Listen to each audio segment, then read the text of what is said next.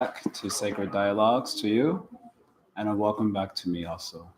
Welcome back. Om Agyanatimirandasya Gyananjana Shalakaya Chakshurumilitamena Tasmai Shri Gurue Namaha. So we're continuing our study of the Bhagavad-Gita. We're on chapter 5. Up until this point, just a very, very quick summary of what we've kind of been hearing. Krishna has established the eternality of the soul, that the soul or the self is different from the material body.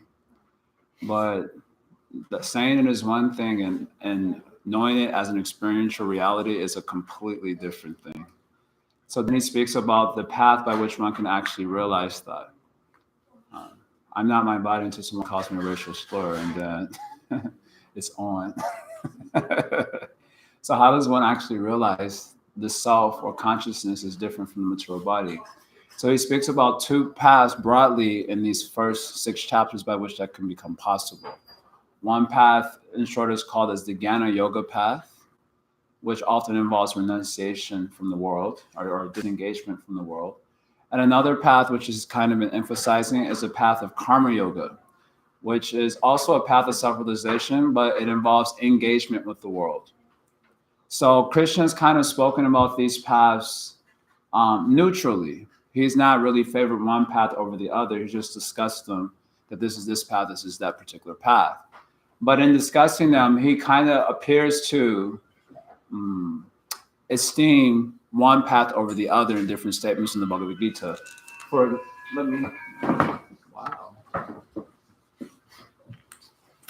So here's the goal. This is self-realization. I'm just going to put S out here. And one path is called as Jnana Yoga. And another path is called as Karma Yoga. Just to give a little bit of a visual. So in certain statements, Krishna appears to exalt Jnana Yoga over Karma Yoga.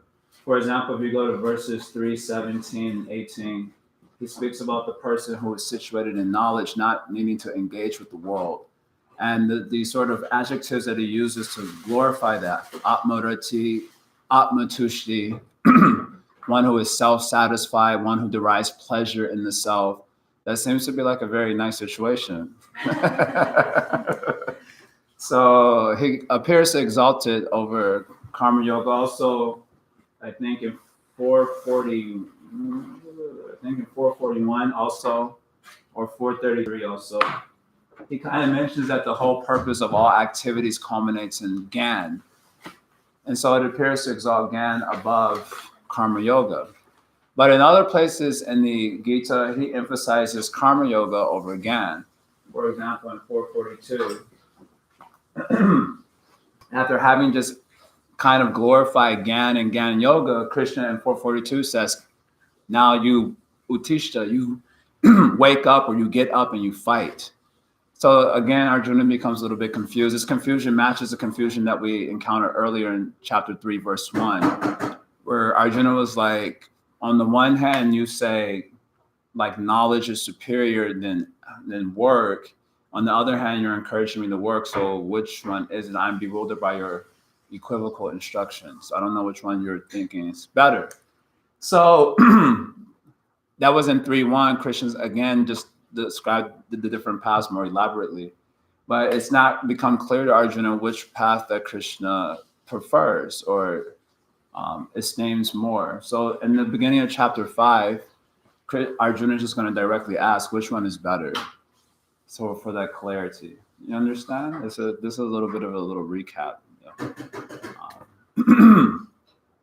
These sort of questions, they're not, this type of question is not, how you say, this type of question is probably encountered by us.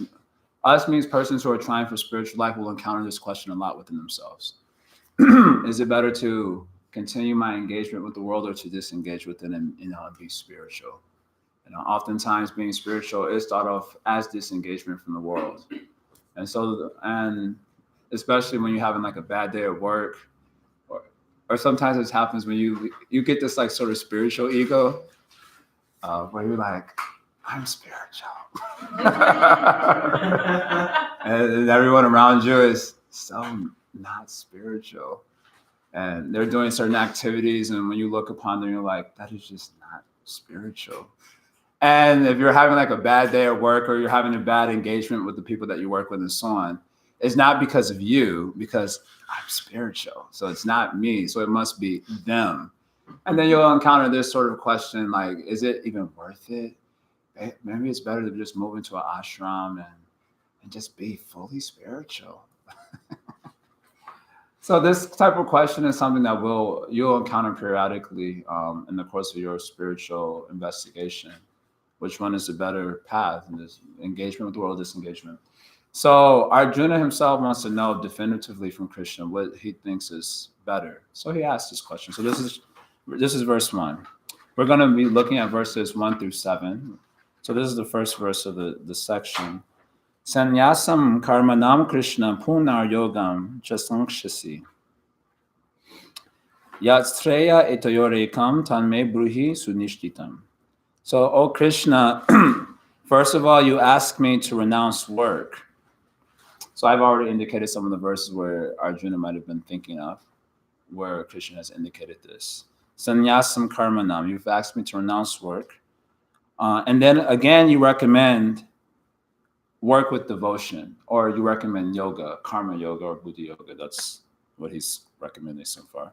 So now will you kindly tell me definitively which of the two is more beneficial?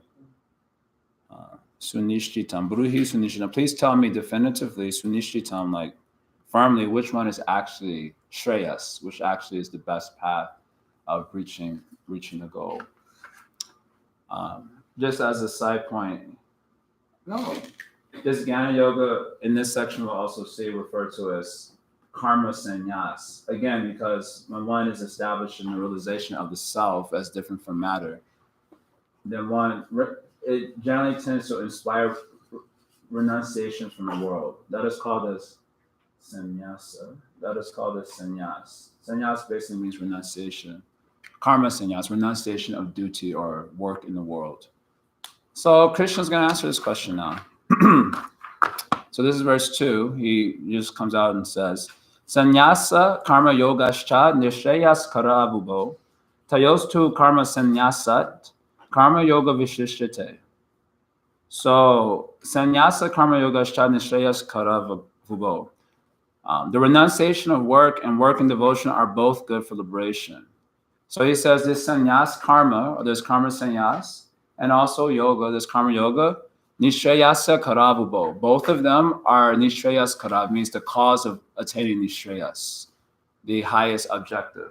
The highest objective, even above self-realization, is liberation. We've encountered the term Brahma Nirvana and 271, which is basically a word for liberation from the material world, actually getting out of the material world.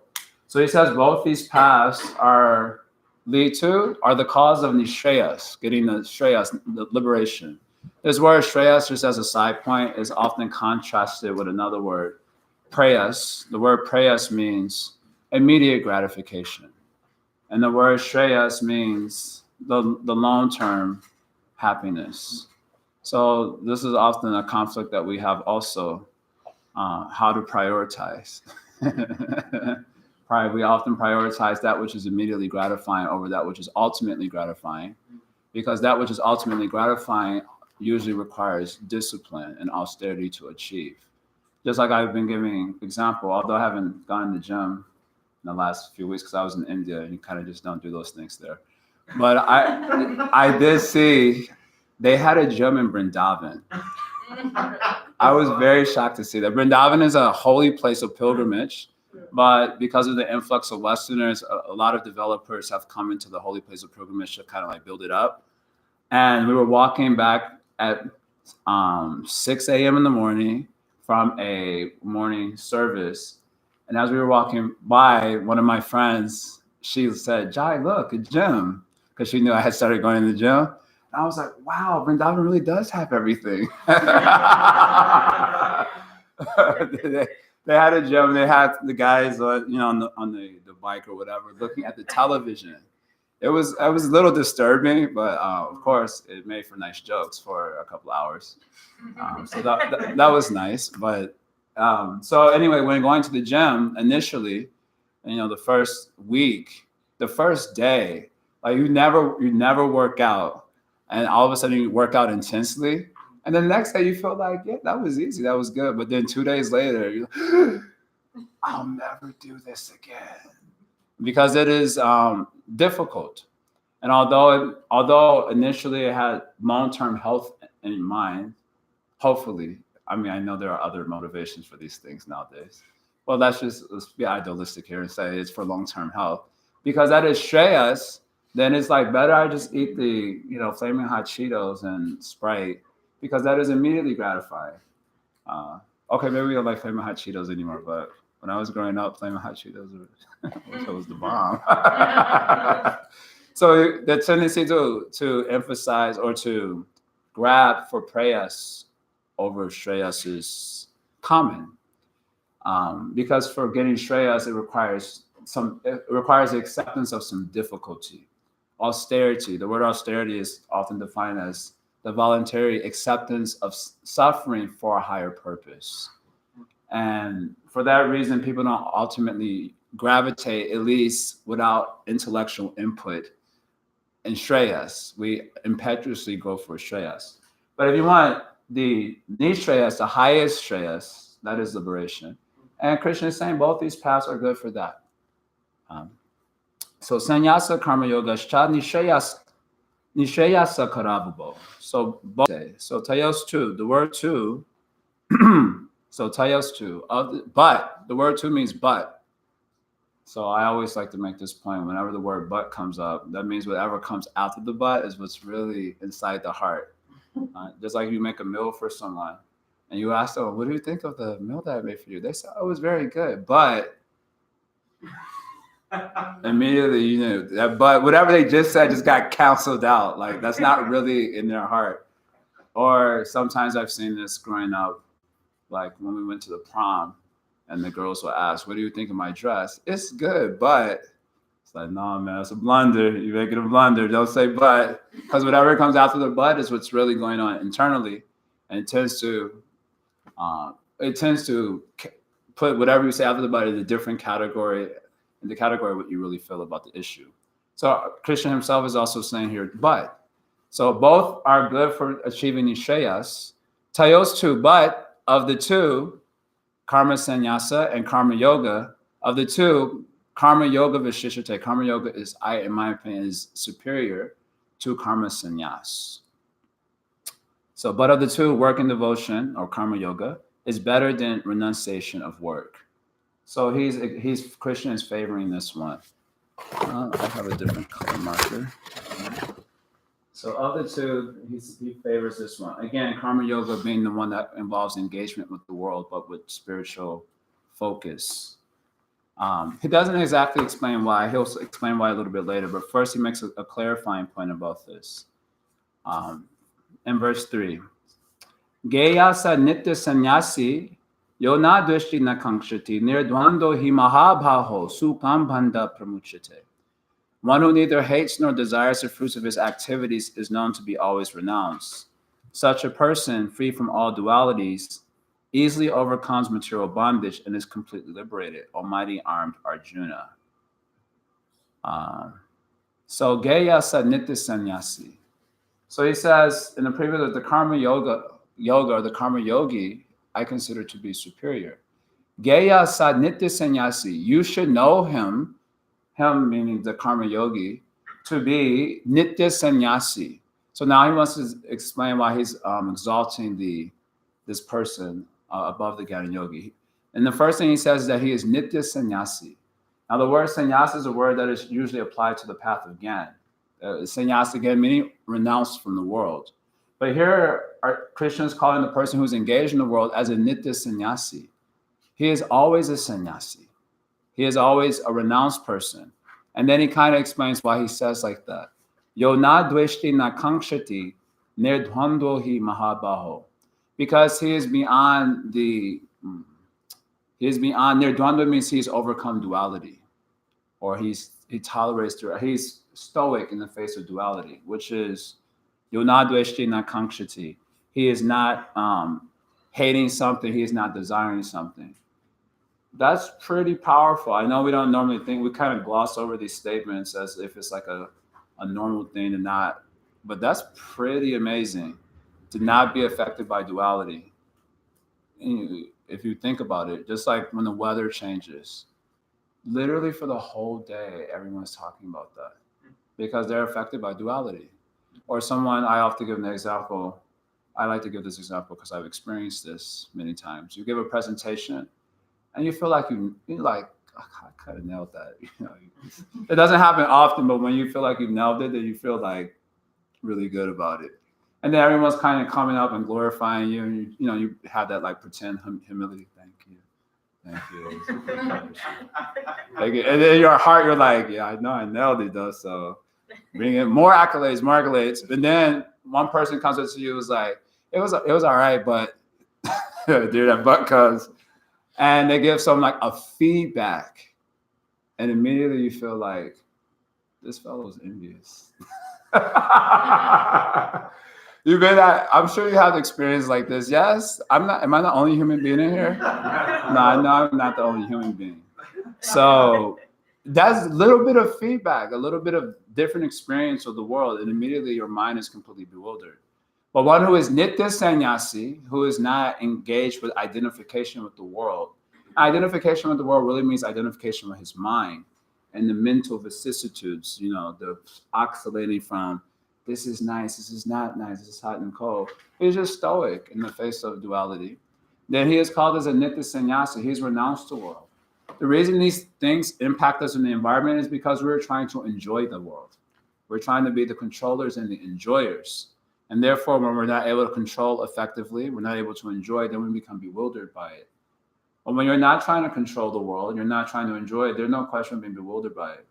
Just like when we play, I like to play ping pong. Man, I have mad false ego when I play ping pong.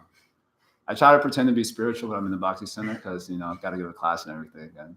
But when I'm on the ping pong court, I have mad false ego. And I talk a lot of nonsense to mess with my opponent's mind and so on. And when I'm winning, I'm like a sore winner.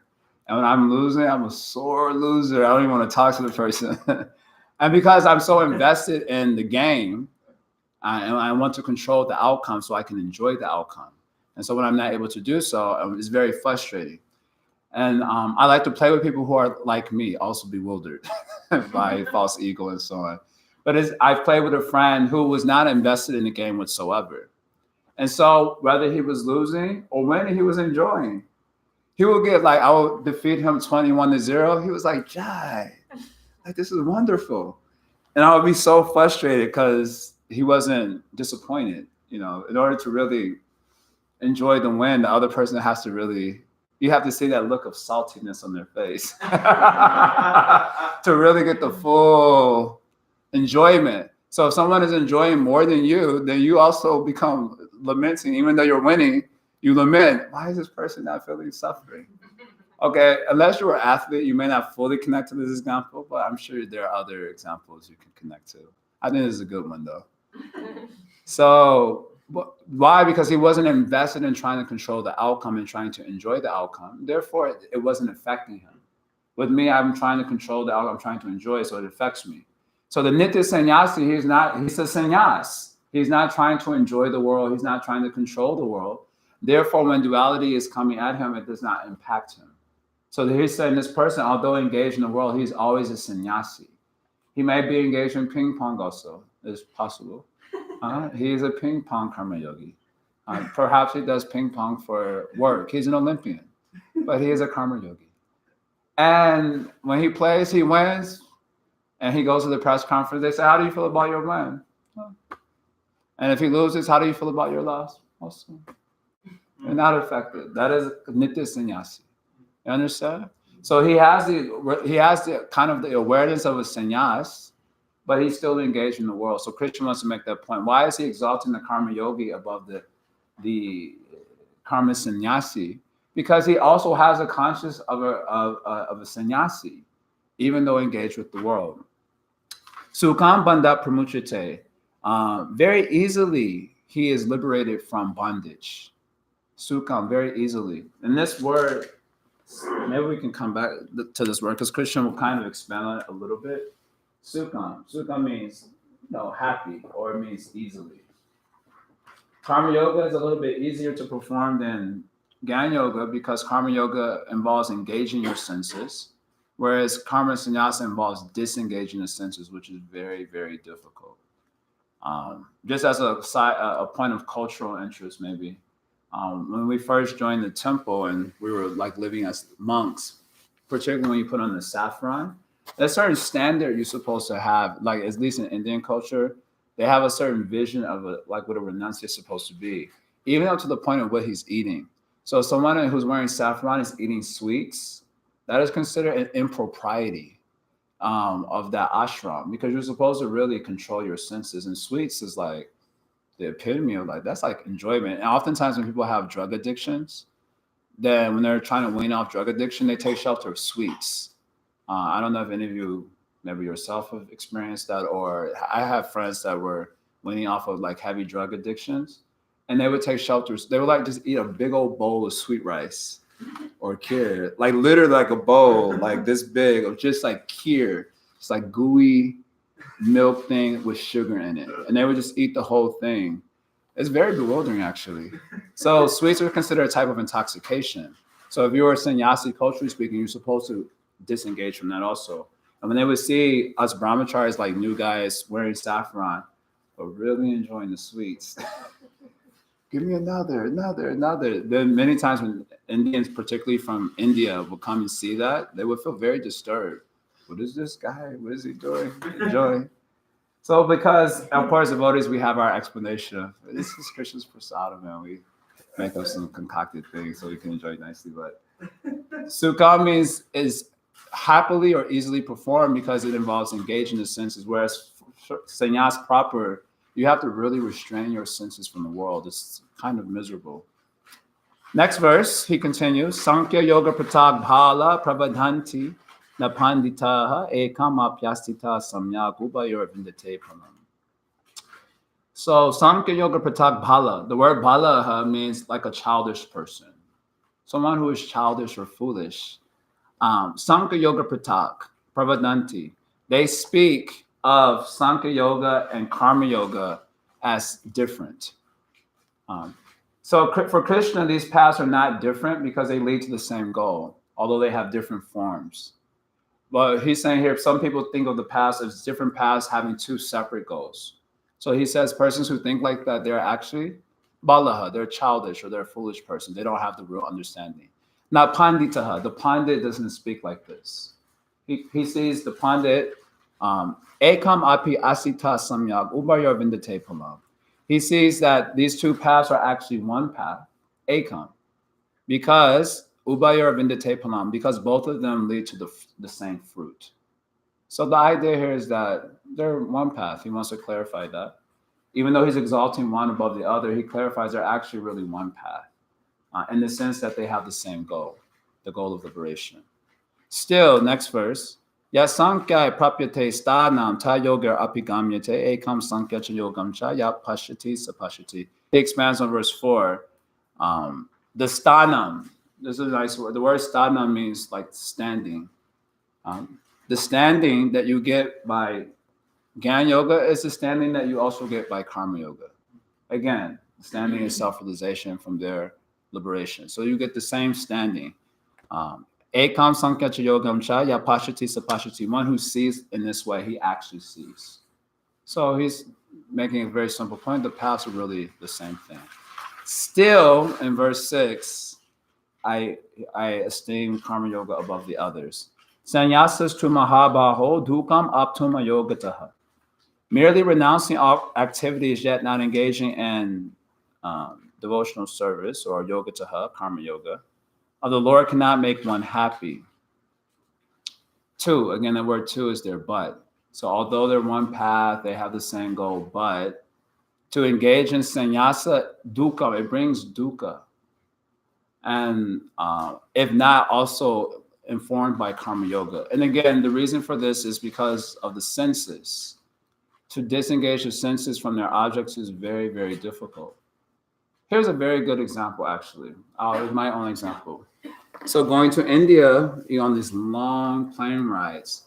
You have that TV like right in front of your face, and you want to be spiritual. So spiritual people don't really indulge in these make-believe movies and all these things like that because we're spiritual. So I was on the plane and it was just like just reading a book, chanting Hare Krishna, Hare Krishna, I'm doing a spiritual activity. But everyone's got their little secrets. Sometimes you like look over. It's like, oh, that kind of looks interesting. And then you try to eat, like you do whatever you can, like not indulge in that because my standard is pure. I'm spiritual.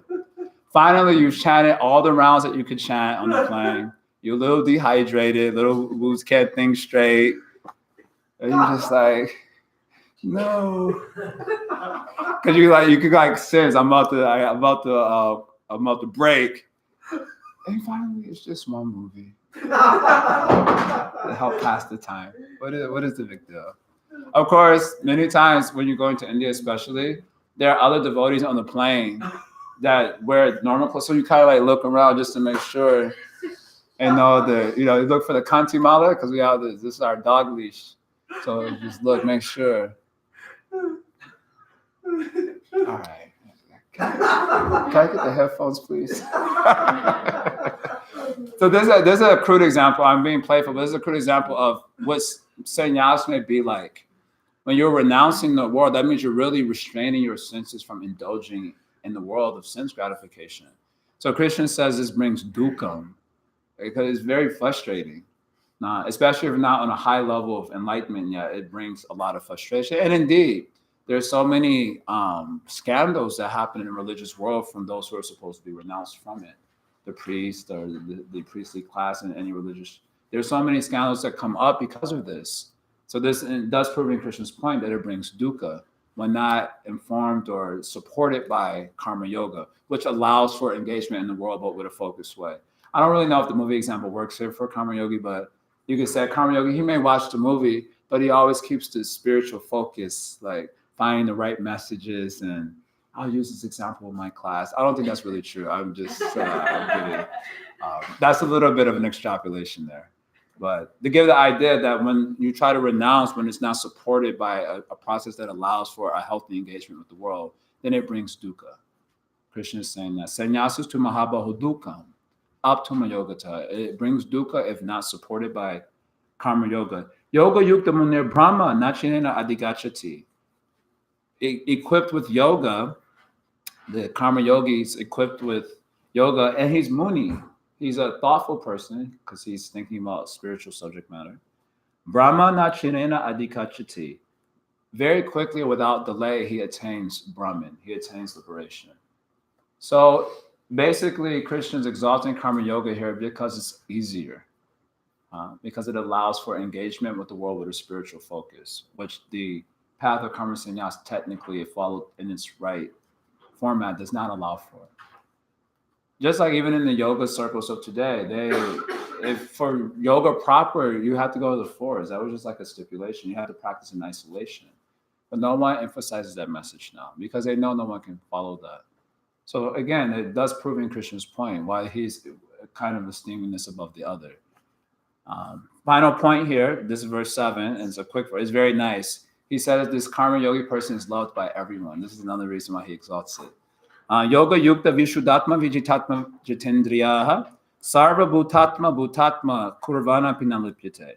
One who works in devotion, yoga yukta, one who's engaged in this yoga, karma yoga, who is a pure soul and who controls his mind and senses, is dear to everyone and everyone is dear to him, though always working, such a man is never entangled. Vishuddhatma here refers to a purified intelligence.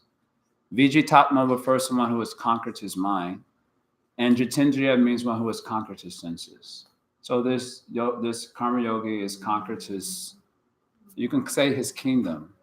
Insofar as our kingdom is our senses, our mind, our intelligence, we have control over that. Many of us cannot say that confidently that we have control over our kingdoms. Our kingdoms have been hijacked by the external environment. But the karma yogi has control over his kingdom. He's a sovereign. Vishuddhatma Vijitatma Jitinja is indication of that. For this person, Sarva Bhuta Atma Bhutatma. This means that his Atma, his body, Sarva Bhuta, for all entities in this world, Bhutatma is considered like the self for all Bhutas in the world. In other words, his body is loved by everyone. The basic reason for this is that the karma yogi is engaged in the world in a spiritual way. He's not trying to exploit the environment. He's not trying to control it. And he deals with living entities accordingly. Such a person becomes very lovable. The sannyasis are also similar, but traditionally they were disengaged from the world, so no one's going to really care about them at the end of the day. There was a certain culture of like greeting them, feeding them. There's a certain cultural thing there. But at the end of the day, you don't see them, you don't interact with them, so no one's really going to care about them at the end of the day. In our institution, sannyasis are exalted, but that's because they're floating around. We're actually engaging with them. But traditionally, you didn't see sannyasis. They were always moving around and so on. So the karma yogi, though, lives amongst you, and he's controlled. He's affectionate. He's always engaged in a spiritual way. He doesn't try to control. He doesn't try to exploit. She. So such a person is obviously very lovable. It's very hard to find someone who's not trying to exploit you in some way. Even family members, frankly speaking. Always someone trying to get something out of you, trying to manipulate you in some way. And even if it doesn't come out verbally, there's a sense of it when interacting that this person is not fully for my well-being because they're trying to exploit the environment. I happen to be part of the environment that they're trying to exploit. So it just comes with the package. But the karma yogi isn't like that. So for him, he is loved by all the Bhutas because of being so situated. So for these reasons, Krishna is saying that karma yoga is a little bit, that I esteem that as more. Although they're one path because they have the same goal, I do esteem those who work in the world with spiritual focus to be better. Not only is it easier, but they're loved by everyone. Yeah, it's like this. So those are the basic points here. So that's the passage. Normally I have a questionnaire for everyone, but because I was sleeping all day, I didn't have the enthusiasm to make it. So we will stop here. The passage is complete. Are there any questions or comments? And if not, I usually take one or two reflections. Yeah. Well, just a comment. You actually also articulated another advantage that Krishna is making, and that is that it's safer also to engage the senses with that consciousness. Because as you said, there's so many scandals when people try to do this difficult thing, and they really can't do it. And then their ego wants them to look like they're doing it, and so you very nicely also presented that. It's not only easier, it's safer. It's safer. That's actually the third point given by one of our commentators. It's safer. Yeah, because especially when you present yourself to the world, let's say as a sannyas, as a renunciate, or as a spiritual person, and then you get caught doing something not so spiritual, as I like to say, you get caught with your head in the cookie jar. Or you don't get caught with your head in the cookie jar. That's even worse, actually. Getting caught with your head in the cookie jar is much better. But if you don't get caught in the head in the cookie jar, then you just, okay, I'll never do that again. And then you continue to show up to the world as this person that you may not actually be. Krishna has already criticized that in chapter 3 as mityachar, and you're pretending. So yeah, safer. I am like this, and from here I'll make advancement. Very nice point. Yes, some other thing? Yeah, I have a question about these two terms, karma yoga and jnana yoga, and then Krishna mentions devotional service. So can we safely say that is it karma yoga or jnana yoga, or are they the same if there's devotion? Because yoga, like I understand that yoga means to link with the Supreme, but does that really suggest devotion? Or no? No. Okay.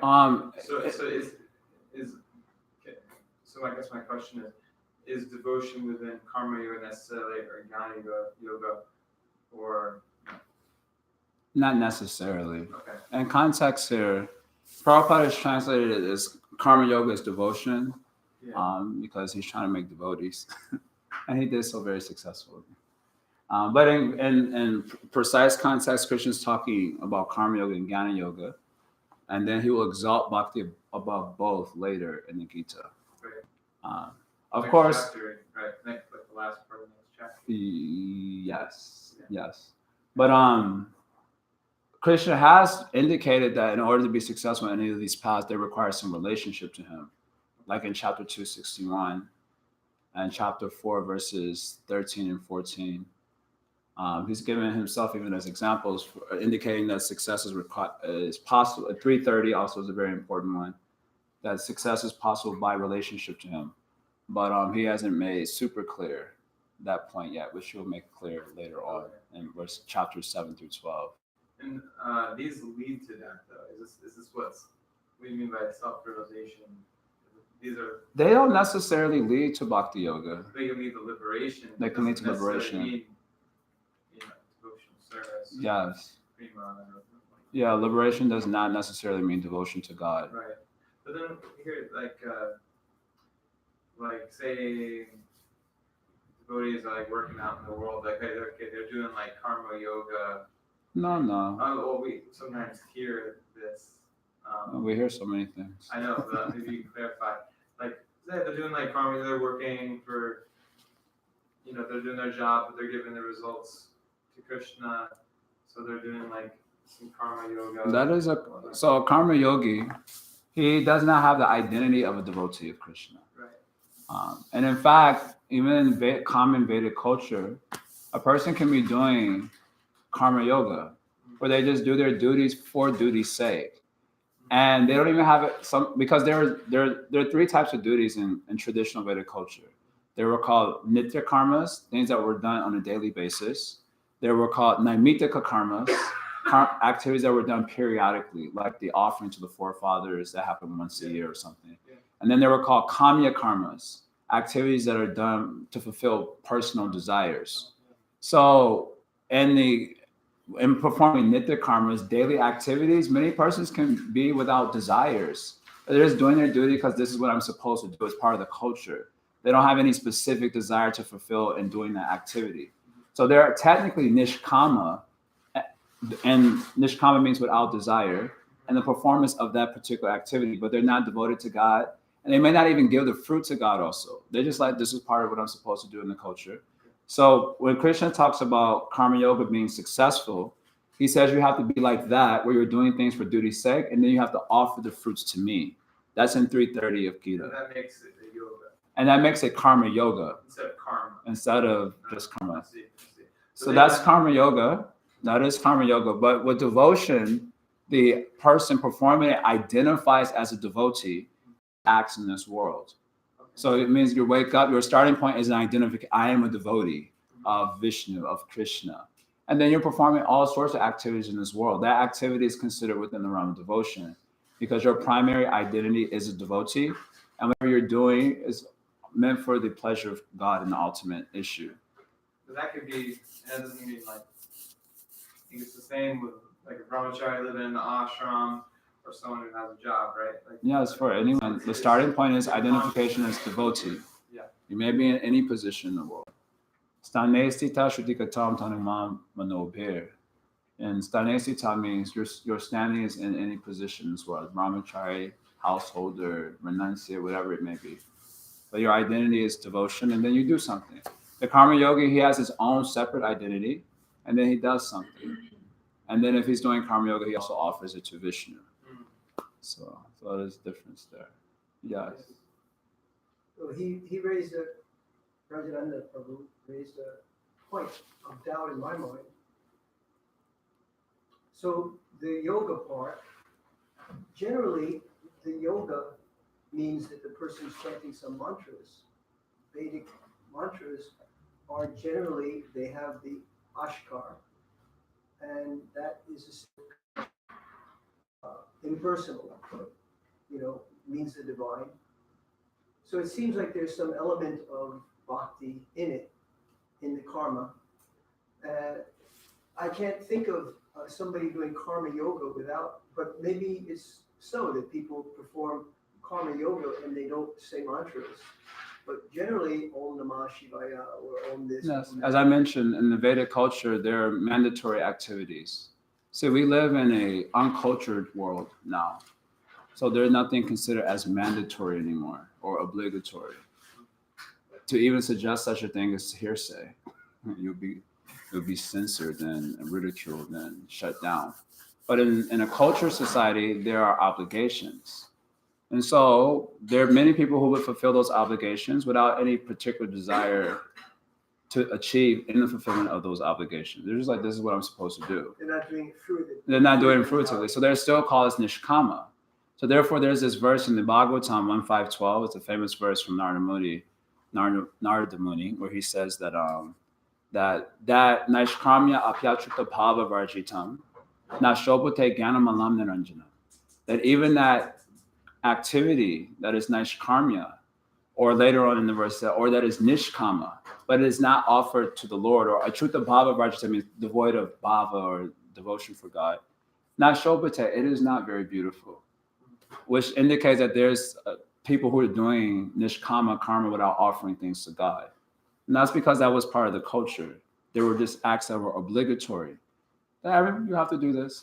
So I guess what I'm getting at is if what you're obliged to do includes chanting the mantras, it seems that there'd be some good effect despite your neglect of the deity. Despite your neglect of the deity, you're being purified because you're in some kind of contact with the deity. It's certainly inferior. I'm not doubting that. The effect is that you get the fruits of whatever it is that you're doing.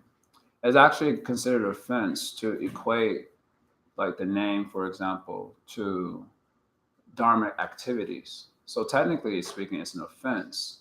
But because Shastra mentions like this, therefore Bhakti is very kind and gives them the fruit of whatever it is that they're desiring.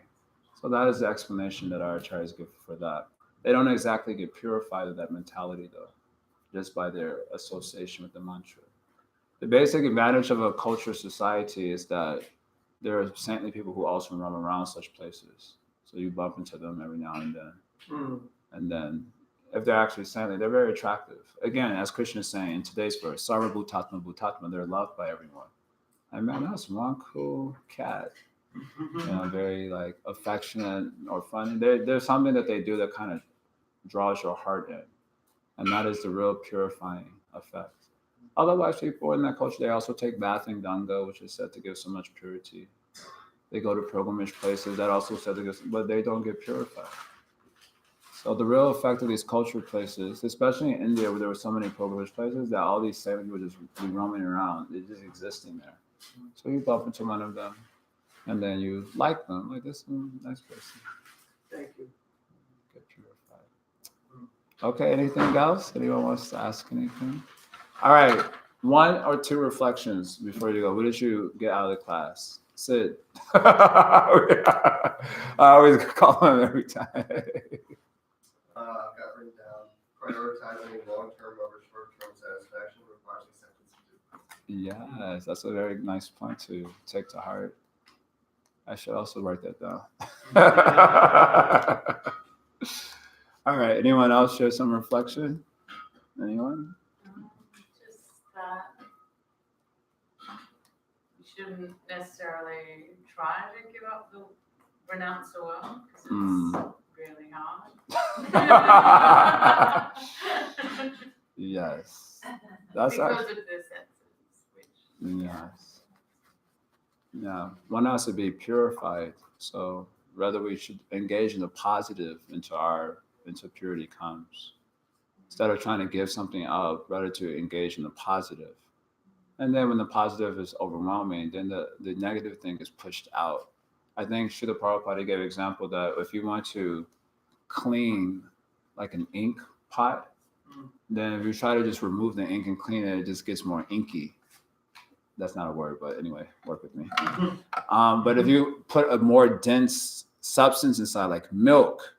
And you just keep pouring the milk in, and then the milk overflows and then removes all the ink, and then all you have left is the milk part. I never tried that experiment. I was like, that's an interesting one. I kind of want to try that, but it'd probably be, I don't want the vegans to come after me for wasting milk like that.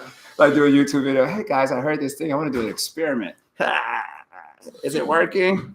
And just like waste all that milk, and people are starving in the streets and everything like that. But he gives an example like that, which I thought was interesting. You just put something more dense, and then the inky stuff is removed. So rather than trying to give up the world, then you just engage in a more positive thing more. Because I see this with people who come to Bhakti Yoga, and the first thing you get confronted with are your friends. And no shade, but you start to realize, man, my friends are kind of nonsense. And then it also reflects on you. You start to realize, I'm kind of nonsense too. And that's like kind of one of the first things you really confronted with, where you really start trying to when you're really trying to go through a process of self-transformation, that's kind of the first thing you really get confronted by. And you realize this is not exactly the healthiest kind of association. And so then I see the devotees, people who are becoming devotees or interested in they go through the show should I give up their friends and so on? So I never used to recommend that. I said, why you should give up friends? They're friends. Why you give them up? Better you just do the more positive association. Whatever you are finding conducive for your self-transformation, just do that more. And naturally, in their own way, things will separate themselves in a very natural way. I personally experienced that. I became a devotee right after high school. I wrote a letter to all my friends about the beauty of Vaikuntha, which is the spiritual world. And that was the last I heard of them.